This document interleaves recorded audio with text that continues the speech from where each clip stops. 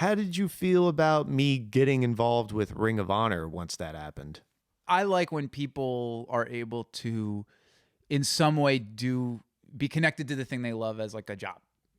That's the best I could say. Just the idea, or even when you were training, you trained. Well, what were your impressions of the Ring of Honor product?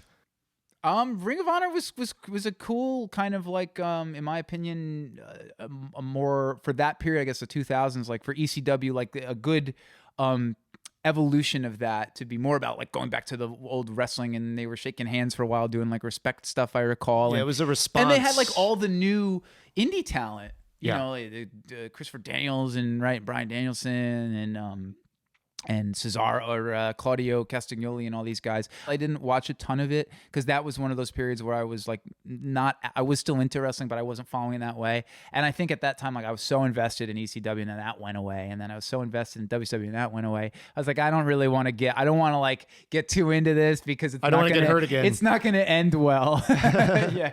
Which is funny because the point I made before is how wrestling's like the old reliable thing. Maybe that's just WWE when all is said and done. Well, I ended up using some of your music for different video packages, DVDs. How did you feel about that? Oh, it was so cool. I mean, there was one with Colt Cabana and Homicide, maybe it was, I think. There was some storyline where like there was Jimmy Jacobs. Oh, yeah. And it was some like kind of, dramatic music thing. And it was a video package about the feud. And I was like seeing music I had composed and recorded in that context was cool because like music and wrestling is like, those things are hand in hand. You don't have WWE. You really probably don't have pro wrestling the way that it is now without music, without those entrance themes and those videos. It just doesn't. Can you imagine it? The music and wrestling.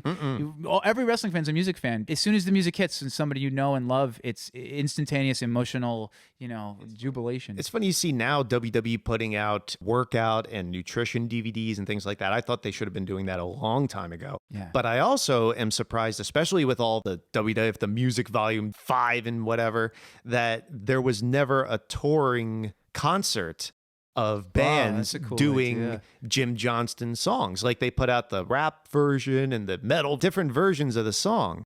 I'm surprised there was never a concert series. Like, could you imagine Motorhead doing the game? That would be cool, but I think even cooler would be incorporating more live bands and entrances into the shows. I mean, they haven't done it much recently, but when like Motorhead played Triple H in, and I mean, even with Limp Bizkit, it adds to it to have live music.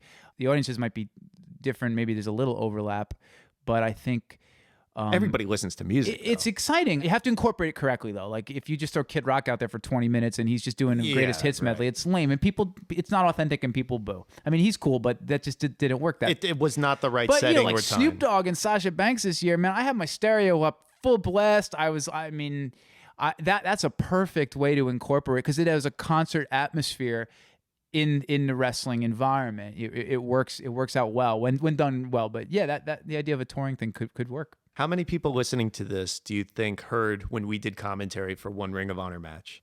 2, me and you. Yeah. Do you remember how that came about? Oh, I don't. I'm sorry. Well, I'll tell you what happened was I recorded some show. I think the main event might have been Aries defending the title against Delirious or something. Okay. I think it was that show. But I had recorded Dave Prazak and Chris Hero doing commentary for the show. And when I was transferring the files somewhere, somehow the first match got deleted completely. And I mean the commentary. Oh boy. Yeah. So I'm like, oh no, what do we do? I couldn't recover it. And what are we going to schedule Chris Hero and Prazak to fly out so we can record one match? So I was like, hey, Lawrence, you want to record a match? It was Kevin Steen, who's Kevin Owens now, versus Roderick Strong. Oh, really? Was it? Yeah. I didn't remember. I'll have to dig this up and watch it again. I think I have it somewhere. Yeah, I think you do. Yeah, I didn't tell anybody. Oh, boy. Yeah. So it just went out, got duplicated and shipped and sold and everything. But you and I did commentary for one match. I think I started it off by saying, like, Dave Prazak and Chris Hero are running late, so we're going to fill in for them or whatever. But hey, we did commentary for one match that was released. Yeah, I mean, that's always been a dream to be a wrestling commentator. And it's a lost art, I think, in the wrestling business. And there's a few people doing it well, and I know I like Corey Graves. I think he's doing a good job and can develop. I like Tom Phillips and Mauro Ranallo now. This guy's he's like the real deal. When those guys are not, they're produced a little bit to be within the structure of what needs to be said and done, but are allowed to speak like people and speak from experience. It's great. It's such a difference when those guys get to do their thing. You want to talk a little bit about Pro Wrestling Respect?